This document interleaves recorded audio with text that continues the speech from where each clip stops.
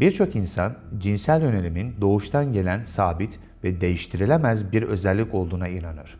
Bu nedenle eşcinsel duygularından veya davranışlarından uzaklaşmak isteyen kişilere yardımcı olmaya yönelik herhangi bir profesyonel ya da dini destek girişimini hem tehlikeli hem de zararlı olarak görürler. Ancak bu tür müdahalelerin genel olarak zararlı olduğunu açık ve kesin biçimde kanıtlayan bilimsel araştırmaların sonuçlarını sorduğunuzda genellikle sessizlikle karşılaşırsınız. Çünkü böyle bir kanıt aslında mevcut değildir. Eşcinsel uygulamalardan kurtulmak isteyen bireylerin hedeflerini ciddiye alan profesyonel terapi ve danışmanlık çalışmalarını sonlandırma girişimi, bir kişi kendini eşcinsel olarak tanımladığında bu kimliği veya yaşam tarzını terk etmenin hiçbir yolu olmadığını anlamına gelir. Bu artık eşcinsel olmanın zorunlu olduğu ve bir kişi bu yönde karar verdiğinde eşcinsel olarak kalması gerektiği anlamına gelir. Eşcinsel aktivizmin güdümündeki bilim, cinselliğin akışkan ve değişken olduğunu iddia etse de, Psikoterapi Savaşı Kitabı'nın yazarı ve eski bir eşcinsel olan Christopher Doyle ile yapacağımız bu röportaj, konu üzerinde önemli bir etkiye sahip olacaktır. Hazırsanız dolu dizginin konuğu Christopher Doyle ile yapacağımız röportajımız başlıyor. Hello, Mr. Doyle, and thanks for interviewing to us. And if you allow to me, we can start quickly. And Let's begin, yes. First question, what was the personal and professional motivation that you to write the War on Psychotherapy? Well, thank you so much, for asking that. And, in 2012, in the United States, LGBT activists began an aggressive campaign to prohibit or ban the use of any sort of therapy to help individuals who had unwanted sexual or gender identity conflicts under the age of 18 in California. And at that time, in 2012, my colleagues and I were very shocked that that was even possible. And I remember that, that day getting a message from a colleague in California who said that the legislature had passed the bill, and we were in shock. We couldn't believe that clients' rights would be taken away like that, and the governor signed it into law. And after that happened, I became very concerned and started organizing colleagues around the United States and also abroad internationally to form a coalition. And we later formed a nonprofit organization called Voice of the Voiceless to advocate for individuals and families who were struggling with unwanted sexual and gender identity conflicts to be able to fight against these types of laws, these restrictive laws, because we believed it was a violation of clients' rights and also an attempt to censor the speech of some therapeutic viewpoints that were unpopular in the United States. And as we have seen after that, these prohibitive and oppressive laws began to spread not only through the United States but also internationally through an aggressive campaign of misinformation and false dichotomies and false stories of what activists were labeling as torture. And of course, as licensed ethical therapists, our duty is to do no harm, right? Is to help clients heal and provide them solutions and options to live their lives according to their values, faith, cultural, family, otherwise. So we organized and we began to fight back against these laws. And after about 5 or 6 years, there were specific patterns that I was noticing that LGBT activists would follow, both in the media and the educational system, in the academic and trade associations like the American Psychological Association, American Counseling Association, and otherwise, in order to basically deceive public policy and lawmakers in order to be able to pass these bans. Initially, we actually stopped them. The first couple of years, we defeated something like 20 of these bills where we went to different legislatures across the United States and lobbied and testified. But the LGBT activists, as you know, had millions and tens of millions of dollars of funding to do this. And so eventually they were able to succeed in passing these bills almost entirely in liberal states in the United States, around 20 or 24 or so. The book was an effort for me to document what I saw as a mass amount of fraud by these activists, not only talking about these bans and the therapeutic process that we were doing as torture and basically making things up, but also to document the strategy of the LGBT activists for future generations. If this ever were to happen again, I wanted it to be out there that this is what happened. This is how they did it. Here was a strategy around it. And I, as you can see, it's a 400-page book. I went through tediously the methods and strategies of how the activists did this, and basically, I gave you their playbook. So that's sort of the conception of the book. And in addition to your clinical identity, you founded an organization called Voice of the Voiceless. And what kind of need did you see behind this initiative? Well, Voice of the Voiceless was a nonprofit organization that was formed specifically for the purpose of trying to advocate for individuals and families who were struggling with unwanted same-sex attractions and gender identity conflicts. So we were, the idea was to amplify the stories of those who were affected and to help the public understand that there were individuals and families out there in our country, but also abroad, that experienced same-sex attraction or gender identity conflicts, but did not identify themselves as LGBTQ+, and were seeking a different option, a different alternative for their life. And that we needed to keep these life-saving, therapeutic, healing options available for them, while at the same time differentiating ourselves from what the LGBT activists were labeling as basically torture therapy. So there needed to be education. There needed to be understanding of what we do as licensed ethical therapists and what we don't do. And one of the strategies that the LGBT activists were doing was they were trying to brand our work, ethical therapy, as conversion therapy. And of course, there's really no such thing as conversion therapy. It's a made-up term by LGBT activists to label any effort for a licensed therapist to assist a client, whether they're an adult or a minor, right, who was looking for an option or an alternative besides simply accepting an LGBT identity. Maybe they had a faith conflict, maybe there was a family value or cultural value that they believed that living a LGBT life was not the option for them. And so we wanted these options to be available, but we also wanted to be able to people to understand that there's ethical, healthy ways of helping people therapeutically that didn't involve harming, torture, shaming, electric shock therapy, or other aversive methods, or other unprofessional methods out there that people could experience, and that there are options for them. And that's really what I've dedicated my life's work to therapeutically, and I've been advocating clients and their families for this for over 15 years now. Speaking and writing about this topic can be risky for many professionals. And what makes you persist despite that? You're right. It is risky. And I think that individuals in our culture, in our world, who shy away from taking risk don't accomplish a whole lot. It takes a risk to get up every day and do what you believe you're called to do, whether you have a calling from God or your higher power, or whether you feel a strong internal calling to do the work that you're doing. It takes a risk. It takes motivation.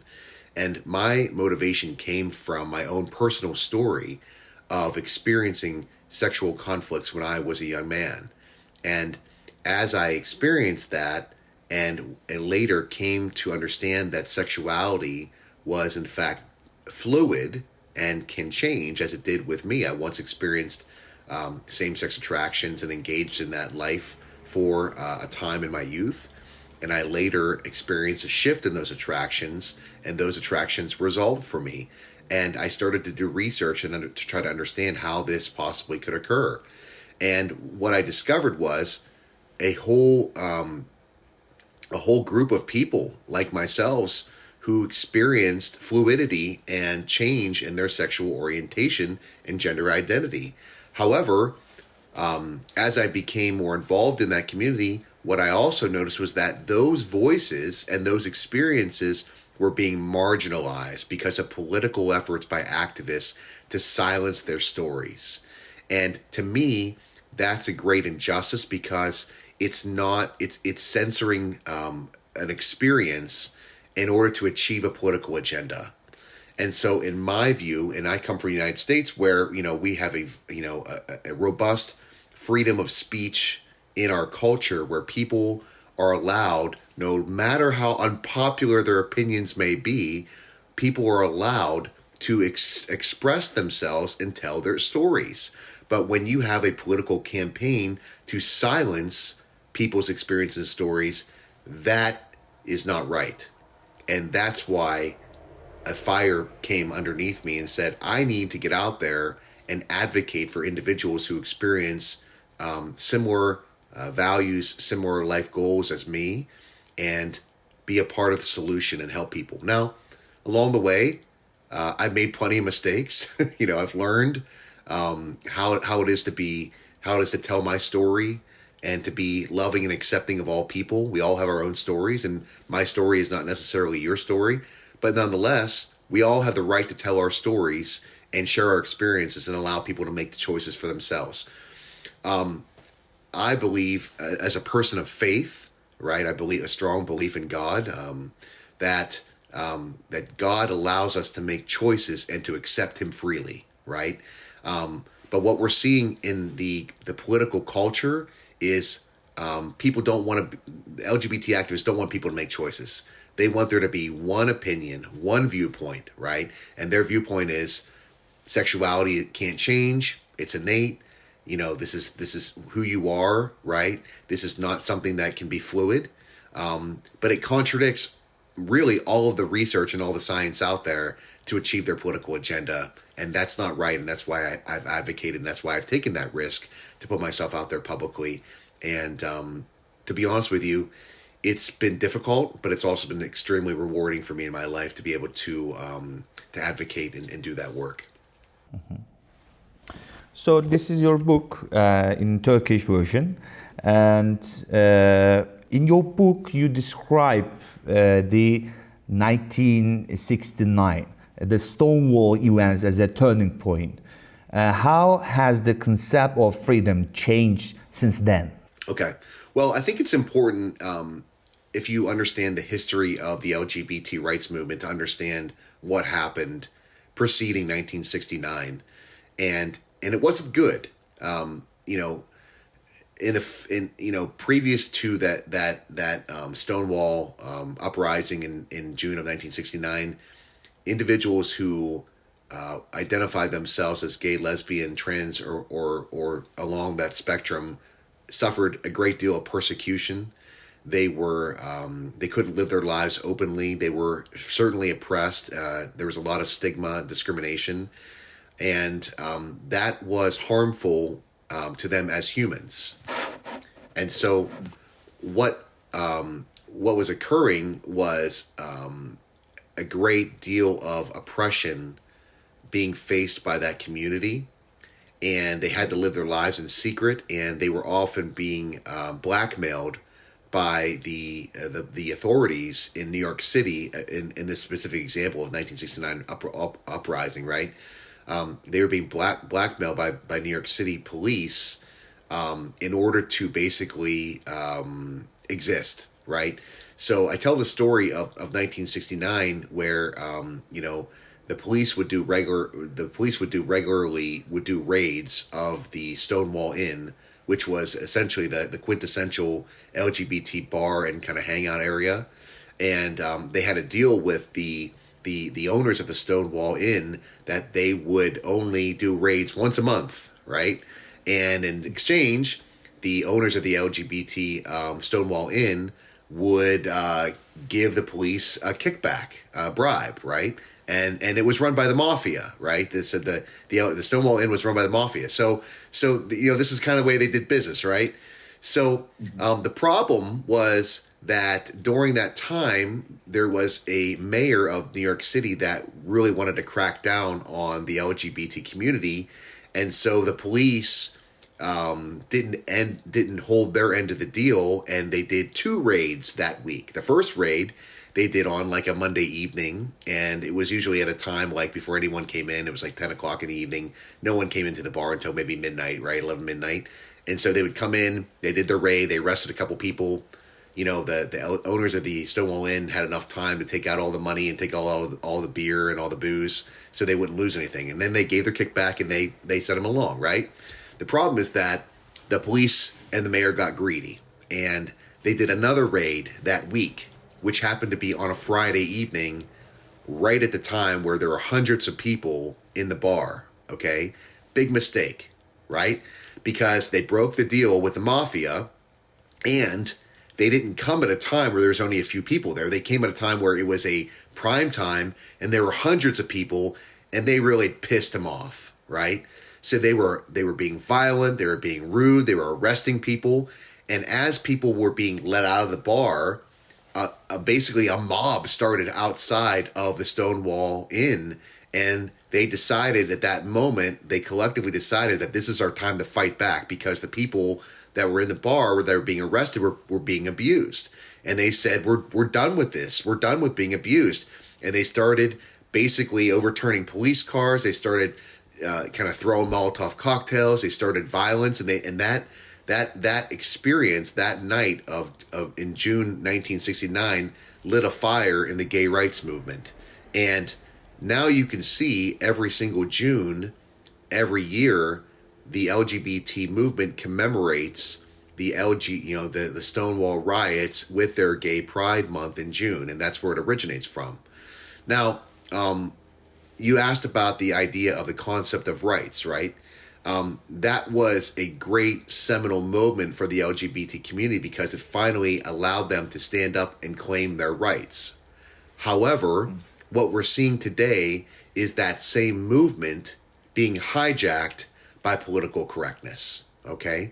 And the powers to be at top of the LGBT movement have decided that you're allowed to be gay, you're allowed to be LGBT, you're allowed to have the right to do that, but you cannot leave, okay?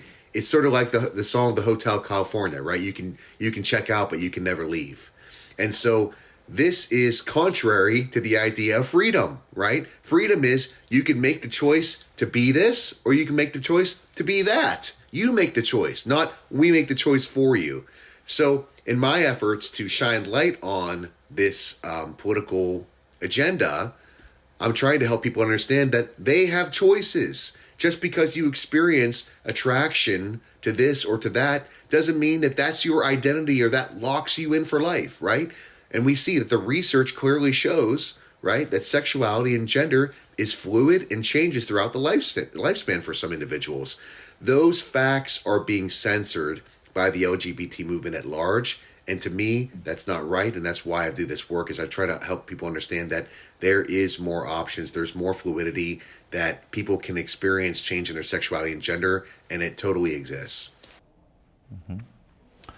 And you interpret the changes made to the DSM in 1973 as a political decision. In your view, how scientifically valid do you think that decision was? Yeah.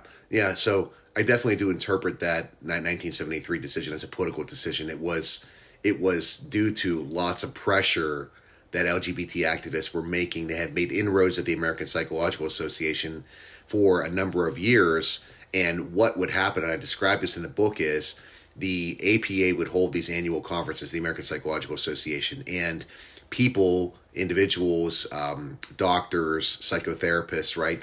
They would come up and they would give presentations on treating homosexuality.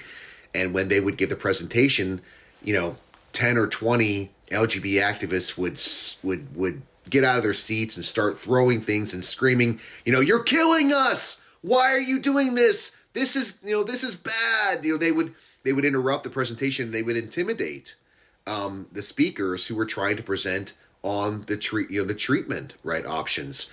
And as that continued to happen over and over again, it was putting pressure on the organization at large to make political changes, not guided by the science, but being guided by the culture. Okay, and one of the most interesting things was that there started to come a letter writing campaign within the powers to be at the APA, where the LGBT activists were writing letters trying to persuade the members who were writing the Diagnostic and Statistical Manual of Mental Disorders to, in fact, remove homosexuality from their list of disorders at the next publishment of the DSM.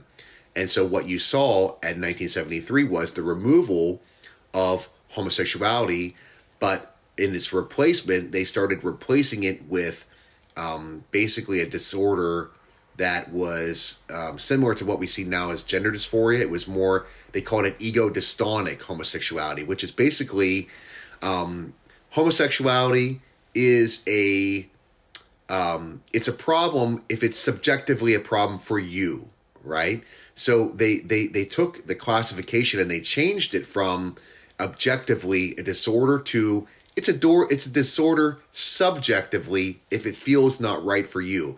And then as subsequent editions of the DSM were published, eventually the whole homosexuality disorder was removed altogether. And now you can see in the current DSM-5, there's no mention of it. There's a sexual disorder in the DSM-5, but it has nothing to do with homosexuality. It's completely subjective. If you have a problem with sexuality, it's a disorder. But to be honest with you, nobody actually diagnoses their clients with that. It's not a common diagnosis because it doesn't mean anything anymore. And we can see that this is the same way that gender dysphoria has gone. It used to be gender identity disorder in the previous DSM. Now it's gender dysphoria, subjective, and probably in the next DSM, the LGBT activists will be pressuring them to completely remove it altogether. However, there has been, as you know, a very big backlash worldwide on gender dysphoria treatments, what they call gender affirming care, being sort of available for minors and young people before their brains have developed. So there's a lot of changes occurring right now, not only in the United States, but worldwide on what's appropriate for minors and what they should be able to do until they become adults. So that's a lot of debate and discussion right now. But I think that's influencing. We'll see how much influence that has on the publishment of the next DSM. But it's certainly a political matter here and not scientific, not being guided by the science. And also in your book, you describe the media as the strongest front of homosexual activism. And do you think the media's influence has shaped the psychological community's scientific stance? Undoubtedly, the media is the strongest because the media has the ability to most reach a wide audience with their message. And in my book, The War on Psychotherapy, I gave example after example of media campaigns through popular dramas on TV, through various movies that were made on the sort of horrors of conversion therapy, and different types of even comedy skits that were made on popular TV shows like Saturday Night Live, right, where they would make up a fictitious type of conversion therapy camp as a parody to make fun of individuals or groups that were helping individuals who had these conflicts. So, one of the the more interesting experiences I had, and it was when we first started Voice of the Voiceless in early 2013. California had already passed a law to ban therapy for minors.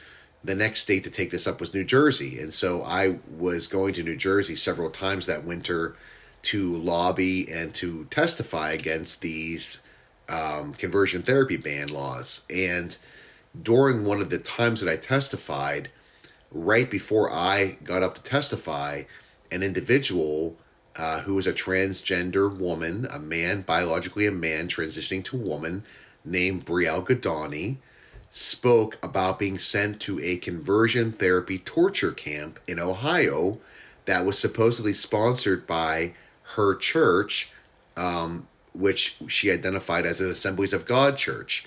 And she said that this conversion therapy camp electroshocked her, gave her vomit-inducing IV fluid to vomit at the sight of gay pornography, and also engaged her in different types of ritualistic dating classes to reinforce stereotypical gender norms to convert her to straight.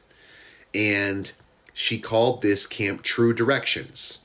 And I was shocked at what I heard. And so I began to do research, and I called Brielle Godani, this person. I interviewed her for an hour, got details. I called the Ohio Secretary of State's office, the Attorney General in Ohio. I called the Assemblies of God Church in Ohio. I did research to figure out whether or not this camp, True Directions, existed. And what I found was, shockingly, True Directions did exist, but it existed in a 1999 movie starring drag queen RuPaul. This activist had lifted her entire conversion therapy torture story from a fictitious movie. It wasn't real life. It was a movie, okay? And said that she had went to this movie, this camp in the movie, right? Which, of course, she didn't, right? So the camp never existed except for in a movie. And the New Jersey legislature bought it.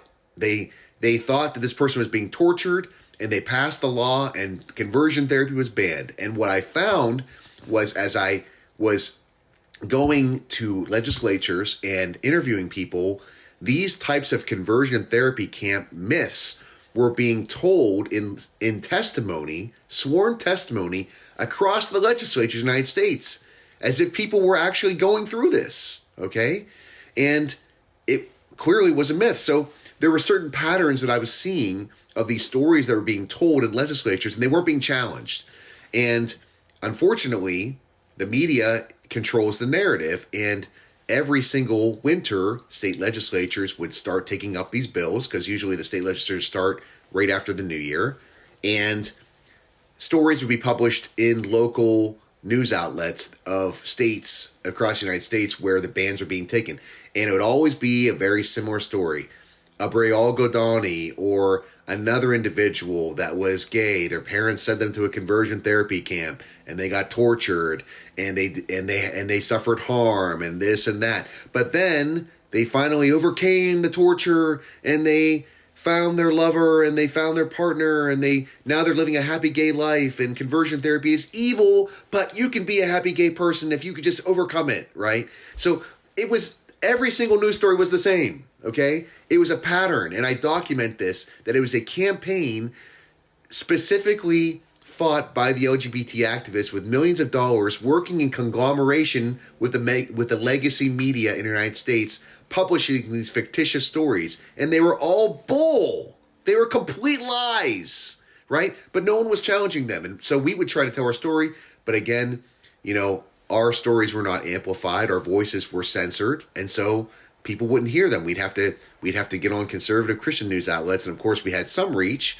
Some people saw our stories, but of course the society at large didn't. So that's largely how the media was working in cooperation with the LGBT activists. And I'm sure that if we did, detailed research on these legacy media outlets, we would see there's a tremendous amount of corruption and between these organizations working in tandem. So I detail these patterns in the book of how this happened. It's clear when you look at the way that they were doing this, they were working together. You argue that same-sex attraction can be changed. On what scientific or therapeutic observations do you base this view? And what is the strongest scientific counter-argument to the claim that homosexuality is innate?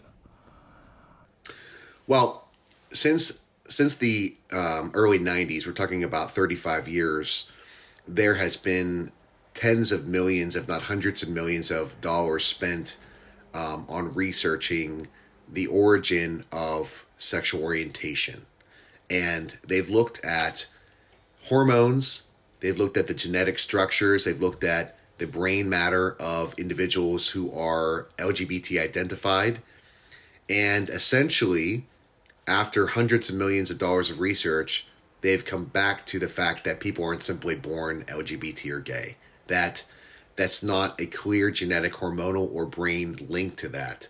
That individuals, and even the American Psychological Association has said this, that individuals are a complex variables that are going into the development of why someone experiences sexual orientation. That's neither nature or nurture, right? But it's probably a combination. What I found in my research and in my experience working with hundreds of clients, the one biological component of an individual that experiences same-sex attractions or gender identity conflicts is that they have a very sensitive temperament. That sensitive temperament is something that's inborn, and it makes them more vulnerable to experiencing different types of experiences growing up, attachment or otherwise, that lead them to the development of experiencing sexual or gender identity conflicts. So the temperament is definitely an inborn tendency. Other than that, all of the other factors that we see are family dynamics, cultural factors, different influences, developmental factors that lead someone to develop these feelings or gender expressions. And as people grow older and have different life experiences with and without therapy, they sometimes change. They sometimes alter. There's fluidity. And we know this documented in the literature. Even the most liberal scientific organizations, the American Psychological Association, again, their handbook of sexuality and psychology, some of which are written by lesbian and gay identified scientists and therapists, they admit in that handbook of sexuality and psychology that sexual and gender identity is fluid and can change. So indeed, we know scientifically that this is not an innate, hardwired condition, that it can experience fluidity and change. All right, and today conversion therapies are considered unethical by many professional organizations. For example, institutions such as the American Psychological Association, APA, and strictly oppose the therapies aimed at changing sexual orientation. Do you believe these decisions are ideological or scientific? And how do you respond to criticism of your therapeutic work? Well, the term conversion therapy is a made-up term to brand all efforts to help individuals who experience conflicts with their sexuality or gender to give them options, right? It's a made-up term. So when you brand a certain type of therapeutic protocol or approach as torture and simplify it down to a straw man, it's going to be very easy to make it look like an evil practice. Now, I've been doing this work for over 15 years. I don't know anybody that calls their work conversion therapy. We don't, my practitioners, my colleagues and I, we don't promise that anyone experiences fluidity or change. We say that it's possible, that it can happen. But we don't speak in terms of gay or straight. We speak in terms, we have measured outcomes. We help individuals understand, where they're more likely to fall on a spectrum, having gone through therapy. And it's not a simple dichotomy of gay versus straight. So when you put it in those terms, it looks, they make it look very simplistic and kind of pseudoscientific. But when you actually understand the complexity of sexual and gender identity and what factors may cause those expressions or feelings to be fluid or change, and you understand how that works, when you understand the factors that influence fluidity and change, you can do good work with clients to help them heal and work through those issues in a way that aligns with their values and their faith. All right, and the majority of the scientific community describes your approach as pseudoscience. How do you respond to that criticism? They don't really know what they're talking about. They're operating on simplistic terms. They don't really understand the type of work that we do, and they also really don't understand that the vast majority of us use mainstream psychological techniques just like they do. The difference is our clients' goals are different, okay? Their goals are to overcome unwanted sexual and gender identity conflicts. It's not so much the therapeutic approach, it's more the goal of the client, and we essentially use the same methods and mainstream psychological methods, EMDR, trauma therapy, cognitive behavioral therapy, different types of family systems, family psychodynamic therapy. These are all mainstream psychological therapeutic methods. How do you define the boundary between a homosexual individual's freedom to request therapy and the psychotherapist's ethical responsibility? The ethical responsibility of the psychotherapist is to always do no harm. And so it's our job to educate the client on what is and what's not possible, and to help them understand with their specific mental and emotional health conditions what they can reasonably expect to be an outcome in their therapeutic process. Not all individuals who come in for therapy with conflicts on sexual gender identity, not all of them are going to experience change or fluidity. Some of them won't. And an ethical therapist will say, I think it's unlikely that you'll achieve this. However, here are some things that you might want to work on. And I've had clients throughout the spectrum, some of them with severe mental disorder, where, to be honest with you, their sexual gender identity was not their biggest problem. They had more severe mental disorder than that. And in that case, I would say to them, I think a better goal for you would be for us to really work on the severe mental illness, and we'll see what happens with the sexuality as a result of that. And other clients might come in and they may have other complicated factors. Maybe they might have, family conflicts. They might have spiritual factors or conflicts.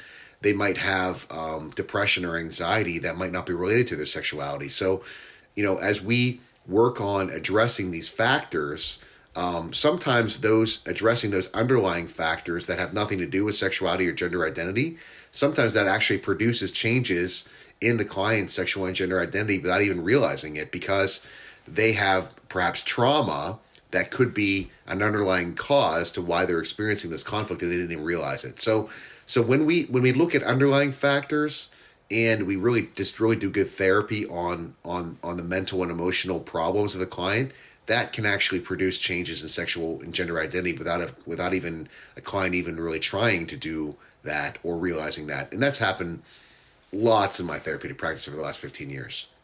Do you think identity confusion is more common among today's youth compared to the past? I don't think that youth today are experiencing identity confusion more than they were in the past. I think this is documented in the scientific literature that as young people come into themselves as adults, they're struggling to form an identity. This has been happening for centuries, okay? But what I do see is that the idea of sexual and gender identity confusion is more prevalent in our society today than it was in the past, mostly because there's been a lot of non-scientific influence basically making up different types of experiences, gender and sexual wise, for identity, and presenting different types of options for people that if they feel this, then they are this. If they feel that, then they are that.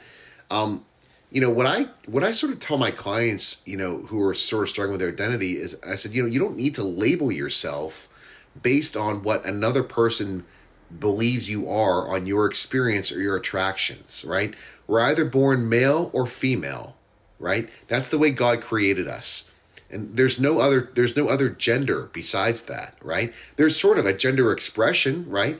I mean, we can express ourselves in various ways, but that doesn't change the way that we're created, male or female. And I think what happens a lot of times with young people today is they think that if they're not a stereotypical male or a stereotypical female, either very masculine or very feminine, that makes them think that they are distinctly something other. And that's not really the case. What I encourage my clients to do is, listen, it's okay if you are a little bit more of a feminine man, or if you're a little bit more of a masculine woman. That doesn't make you something other than male or female. That just means that you're different. And especially in the United States, we celebrate our diversity. We celebrate our differences. You are allowed to be more feminine as a man or more masculine as a woman. That's not something that you have to change. That's something that really you should learn to embrace as the way that God created you, and something unique about you. So that doesn't mean you have to change your gender. That doesn't mean that you have to pretend that you're not male or female. And giving those options and helping young people think a little bit differently about their gender expression can be very freeing for someone who thinks that they're wrapped up in a certain label or ideology, when in actuality, they don't need to be.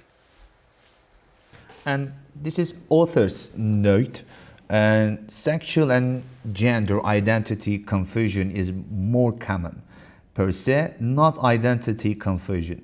The struggle to form an identity in adolescence has been well documented in the scientific literature for decades. But the emergence of a sexual and gender identity struggle has become more prevalent in the last few decades. The corresponding debate between conservative and liberal ideology, faith-based worldviews, and secular humanistic worldviews has created polarization in our culture. Right. So the concept that we're trying to identify in that note is that the polarization of liberal versus conservative, secular versus faith, right, has caused people to feel like they have to adopt something other than their biological nature, right? But regardless of whether you're a person of faith or whether you're a liberal or conservative person, the idea that we're all born either male or female and that we're heterosexually designed is not different, doesn't change, right? That doesn't diminish, right, the experience of those who experience same-sex attractions or identify as LGBT, right? But we're created one way. But the culture has polarized us to think that people in the LGBT community are somehow fundamentally different.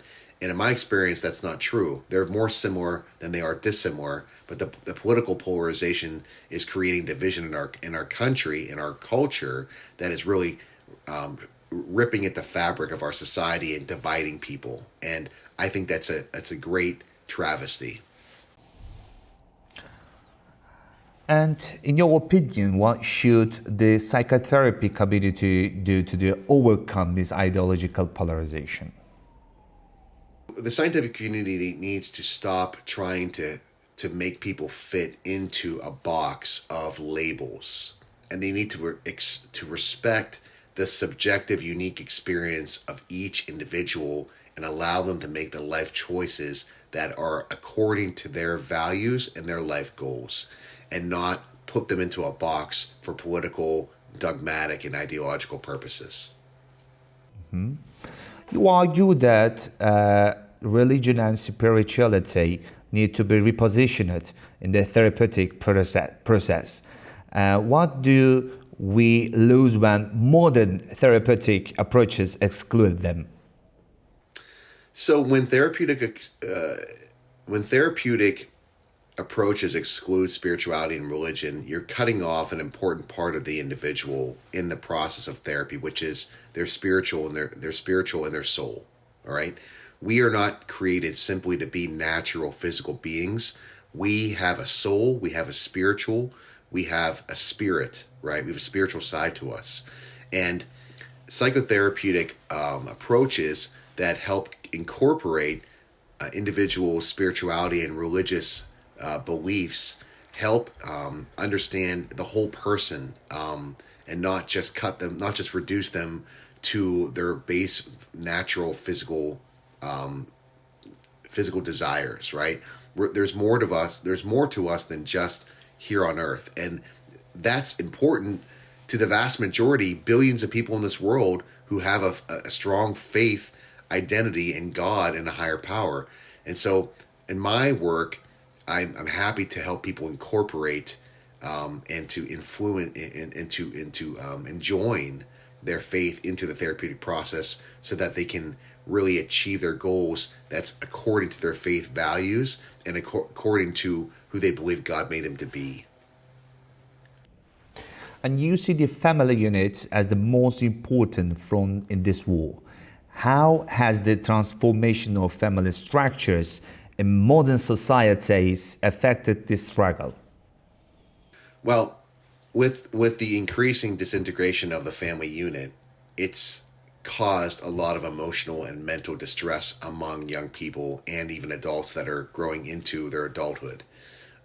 Family breakdown and breakdown between parents and children is a very emotionally wounding and even traumatic type of experience that individuals go through. So it's one of the key factors that produces the lack of attachment, right, between parents and children, produces sexual and gender identity conflicts. So in the process of healing, my organization, the Institute for Healthy Families, we're unique in that we provide a holistic, comprehensive family therapeutic approach for individuals, especially young people who are struggling with their sexual and gender identity, where mothers and fathers, siblings are involved in a therapeutic process, and we are actively working within the family dynamic, understanding family systems therapy to help clients heal with their family involved in the process. In my experience in the last 15 years, when I have families involved in the therapeutic process with those who experience sexual and gender identity conflicts, their outcomes are much, much better. All right. And how should a therapist approach a client who wants to change their orientation due to social pressure or religious beliefs? I think we have to be very careful to educate clients on the nature of sexuality and gender identity. We need to help them understand that the motivation for them to pursue work, therapeutic work and healing needs to be something that is inside of them and not simply being pressured, right, by others to do that work. It needs to be internally motivated. At the same time, we have to recognize that clients' values and religious affiliations are important to them. It's a part of their personal motivation, right? But if they're simply operating from guilt and shame because of religious or cultural pressure, that affects the therapeutic process. So I help clients to understand and really go internally to figure out what's going on inside of them, and for them to make the therapeutic process real to them and not just something they're responding to. But we also have to respect that, like I said, clients' belief structures and faith play an important role in that. It's an important part of their life. So helping a client really explore those values and come to a peace and understanding of how that's going to affect them throughout the therapy process is really important to help them explore that process patiently, sensitively. Okay, and finally, what message would you like to give to a parent or therapist reading your book? Right. Well, the first thing I like to tell parents is that the most important thing that you can do for your child who experiences sexual and gender identity conflicts is to assure them that you unconditionally love them no matter what. That whoever they are or whatever they feel, that you will always be there for them, and that their sexual or gender identity will never separate your love from them. And at the same time, parents and families need to take a look at what's going on inside of your family. Parents, What are the unresolved emotional issues that you haven't healed in your life that may be contributing to your children's wounding, that may have affected your child in the attachment or developmental process? So having parents take a really good look at themselves and their family dynamic and helping them understand what's going on inside of them and how that's affecting the attachment with their children and development of their children is super important in the therapeutic process. And for a therapist, really doing really good family systems therapy and helping parents understand how they're influencing the development of their children is extremely important in the process. So if you go to our website, instituteforhealthyfamilies.org, or our family therapy website, healing-the-family.org, you will see lots of resources for how we approach this work from a family, holistic, comprehensive perspective. That's the way that we do work, the therapeutic work at the Institute for Healthy Families. We found that over the last 15 years, when we approach it that way, the outcomes of our clients and our families are much better. And this was the last question. Thank you for this conversation, Mr. Doyle.